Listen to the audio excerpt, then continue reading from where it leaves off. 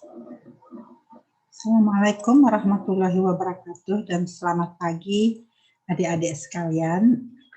Kita bertemu kembali pada mata kuliah pagi hari ini, yaitu budidaya tanaman obat dan rempah. Mata kuliah ini akan diasuh oleh Ibu Karwati Zawani dan saya, Ibu Aluh Nikmatullah.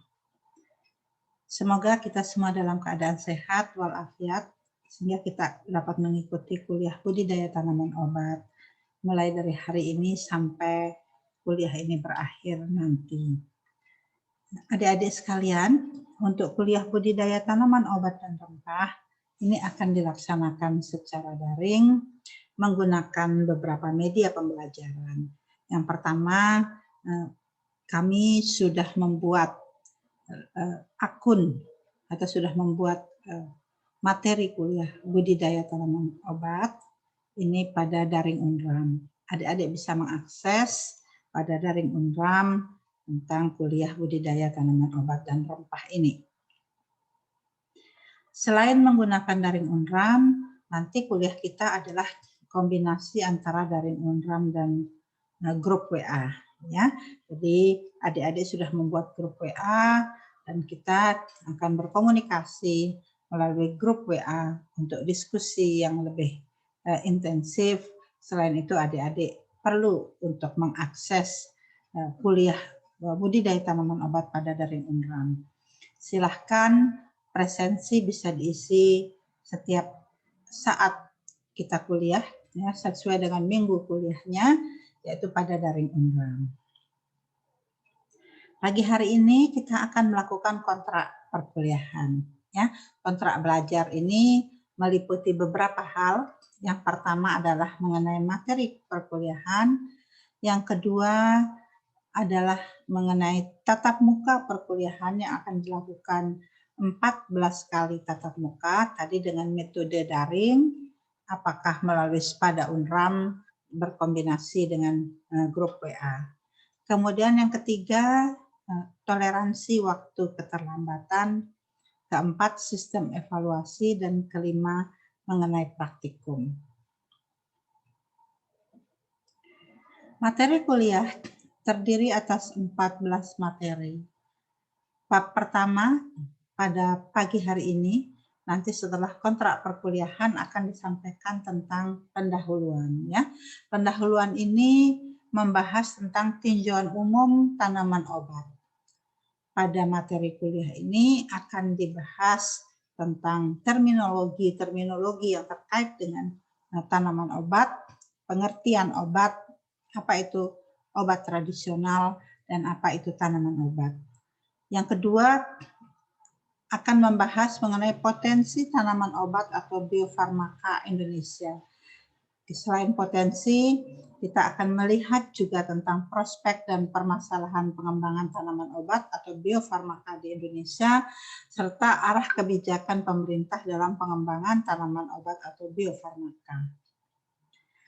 Minggu depan, pada kuliah kedua sampai dengan kuliah kelima, kita akan membahas tentang penggolongan tanaman obat. Kuliah kedua akan membahas tentang penggolongan tanaman obat berdasarkan taksonominya. Akan diberikan contoh-contoh jenis tanaman obat pada divisi Sijophyta, kemudian jenis tanaman obat divisi Talophyta, jenis tanaman obat divisi Bryophyta, jenis tanaman obat divisi Pteriodiphyta, kemudian jenis tanaman obat divisi Spermatophyta. Untuk yang nomor A2 ini ada sedikit salah pengetikan, harusnya adalah Talophyta. Selanjutnya kita akan membahas juga penggolongan tanaman obat berdasarkan kandungan bahan aktifnya. Seperti adik-adik ketahui, tanaman obat yang sudah digunakan turun-temurun maupun yang sudah dikembangkan menjadi obat yang direkomendasikan oleh dokter, itu dimanfaatkan karena memiliki berbagai macam khasiat karena dia mengandung berbagai jenis senyawa metabolik sekunder ataupun senyawa metabolik lainnya atau bahan aktif yang ada di dalamnya. Nah, pada kuliah ini kita akan membahas mengenai penggolongan tanaman obat berdasarkan pada kandungan bahan aktifnya, yaitu jenis tanaman obat penghasil alkaloid, jenis tanaman obat penghasil minyak atsiri, jenis tanaman obat penghasil antosianin. Sebetulnya masih banyak lagi bahan aktif yang ada pada tanaman obat, ya. Namun untuk kuliah kita kali ini kita akan membahas 3 ini, yang penghasil alkaloid, penghasil minyak atsiri, dan tanaman obat penghasil antosianin. Pada kuliah berikutnya, kita akan membahas tentang penggolongan tanaman obat sebagai simplisia. Ya, nanti ini merupakan tugas mandiri, namun akan saya berikan pengantar dulu apa itu simplisia, bagaimana cara pengelolaan simplisia dan seterusnya. Kemudian adik-adik membuat tugas mandiri penggolongan tanaman obat penghasil simplisia daun dan herba. Ya, tanaman obat penghasil simplisia cortex, tanaman obat penghasil simplisia akar, tanaman obat penghasil simplisia bunga, buah, dan biji. Jadi ini nanti adik-adik sebagai tugas mandiri, namun dari sebelum mengerjakan itu akan dijelaskan apa itu simplisia, apa itu simplisia herba, bagaimana tata cara pemberian nama simplisia, dan seterusnya. Nah, selanjutnya, setelah kita membahas penggolongan tanaman obat tadi berdasarkan pada kondisi taksonominya, berdasarkan pada kandungan bahan aktifnya, kemudian penggolongan tanaman obat berdasarkan pada bagian yang digunakan sebagai simplisia, dilanjutkan dengan materi kuliah ketiga, bab 3, yang akan disampaikan pada pertemuan 6 dan 7 tentang aspek agronomi tanaman obat. Apa yang akan dibahas pada aspek agronomi? Yang pertama adalah lingkungan tumbuh dan penyebaran tanaman obat. Yang kedua, bagaimana mempersiapkan lahan tanam untuk budidaya tanaman obat dan rempah. Kemudian bagaimana menyiapkan bahan tanam atau teknik pembibitan untuk tanaman obat dan rempah. Kemudian kita akan membahas bagaimana cara penanaman dan model pola tanam yang diterapkan dalam budidaya tanaman obat dan rempah, pemeliharaan, serta pemanenan. Untuk topik kuliah nomor 1, pertemuan pertama sampai dengan pertemuan ke-7, ini nanti akan disampaikan oleh saya, Ibu Aloh Nikmatullah. Nah, setelah itu akan dilanjutkan oleh Ibu Karwati yang akan membahas 4 kali tatap muka pada tatap muka 8 sampai 11 tentang teknik budidaya beberapa jenis tanaman obat unggulan. Dipilihkan dari beberapa family tanaman obat, yaitu budidaya tanaman obat dari family Zingiberaceae. Yang kedua, budidaya tanaman obat dari family Piperaceae. Yang ketiga adalah budidaya tanaman obat dari family Apiaceae atau disebut juga sebagai Umbelliflorae. Nah, budidaya tanaman obat dari family Labiataceae, dan yang terakhir adalah budidaya tanaman obat dari family Liliaceae. Jadi 5 ini contoh-contoh budidaya tanaman obat dari 5 family atau keluarga ini akan disampaikan dalam 4 kali tatap muka. Setelah itu pada pertemuan 12 dan 13, Ibu Karwati akan menyampaikan aspek yang penting juga pada budidaya tanaman obat adalah penanganan pasca panen dan pengolahan simplisia. Aspek yang akan dibahas adalah penanganan pasca panen simplisia daun, simplisia cortex, simplisia akar, simplisia bunga, simplisia buah, dan simplisia biji, kemudian pengolahan simplisia kering, dan ekstraksi dari bahan aktif dari simplisia. Nah, pada pertemuan terakhir atau pada pertemuan ke-14 akan dibahas tentang aspek pemasaran tanaman obat.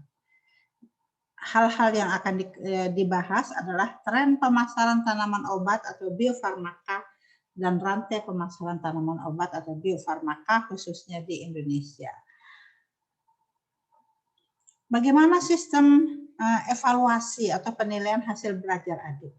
Yang pertama adalah kuis dan tugas. Kuis dan tugas ini akan disampaikan hampir setiap minggu, apalagi dengan saat kita melakukan pembelajaran daring ini.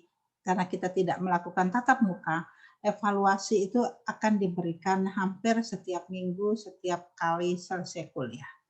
Kemudian yang kedua tentu ada ujian yang terstruktur yang dijadwalkan oleh fakultas, yaitu ujian tengah semester dan ujian akhir semester. Serta nilai praktikum. Ya, jadi ada penilaiannya meliputi kuis, tugas-tugas, ujian tengah semester, ujian akhir semester, dan nilai praktikum. Seperti adik pahami bahwa kuliah budidaya tanaman obat ini SKS-nya 21. 2 dan 1 itu saling terintegrasi. Artinya 2 SKS tatap muka di kelas dan 1 SKS praktikum itu kedua-duanya harus dipenuhi untuk adik bisa memperoleh hasil evaluasi belajar pada budidaya tanaman obat dan rempah.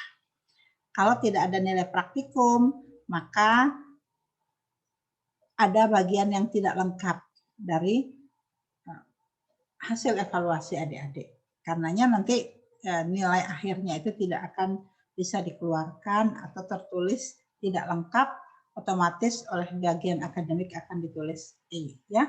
Karena itu kedua-duanya harus diikuti, yaitu tatap muka dan juga praktikum. Apa acara praktikum? Nanti dipandu oleh Ibu Karwati atau saya, sedang kami sepakati ada 3 acara. Yang pertama adalah inventarisasi jenis-jenis tumbuhan obat. Nanti diberikan clue untuk setiap orang itu jenis tumbuhan obat apa dan melakukan koreksi tumbuhan obat tersebut. Yang kedua adalah bagaimana teknik budidaya atau pembibitannya. Yang ketiga adalah pengolahan simplesia. Nah, pembagian kelompok dan jadwal praktikum selanjutnya akan kami sampaikan kemudian, serta bagaimana metode praktikum. Karena pada masa new normal ini ya kita tetap harus menerapkan protokol kesehatan di dalam melaksanakan kuliah dan praktikum. Nanti akan kami bahas kemudian ya tentang acara praktikum budidaya tanaman obat dan rempah. Nah, pada setiap acara praktikum seperti praktikum offline itu diawali oleh responsi awal, kemudian nanti ada asistensi dan pelaksanaan praktikum dan juga ada responsi akhirnya. Jadi selain kegiatan praktikum yang adik lakukan, itu ada responsi awal, asistensi, dan juga responsi akhir. Tata tertib kuliah ini perlu kita sepakati. Yang pertama, mahasiswa agar masuk atau aktif pada grup WA atau masuk ke daring UNRAM itu sebelum waktu kuliah dimulai. Ya, kemudian mahasiswa dapat mengunduh materi kuliah sebelum waktu kuliah berakhir. Bila kuliah dilakukan dengan platform Zoom, maka mahasiswa selama penyampaian materi kuliah oleh dosen, mahasiswa agar mematikan atau memute mikrofon. Kemudian yang kedua, sebelum berdiskusi, mahasiswa mengangkat tangan dulu atau mengklik raise hand, lalu setelah dipersilahkan oleh dosen untuk menyampaikan pertanyaan atau menyampaikan hal-hal yang ingin diskusikan, baru adik-adik berbicara. Apabila adik-adik ingin menampilkan video, ya silahkan ditampilkan video di tempat yang sopan, yang cukup terang. Tapi sebaiknya tidak menampilkan video adik-adik webcamnya ya pada saat berbicara, karena seringkali ini akan menyebabkan lambatnya jaringan. Yang keempat yang tidak kalah penting adalah room chat pada Zoom atau pada grup WA itu hanya digunakan untuk diskusi materi kuliah dan praktikum, bukan untuk keperluan lain-lainnya. Jadi itu hal-hal yang terkait dengan kuliah kita budidaya tanaman obat dan rempah untuk materi kontrak pembelajaran Ini kita sepakati bersama. Demikian kurang lebihnya mohon maaf. Assalamualaikum warahmatullahi wabarakatuh.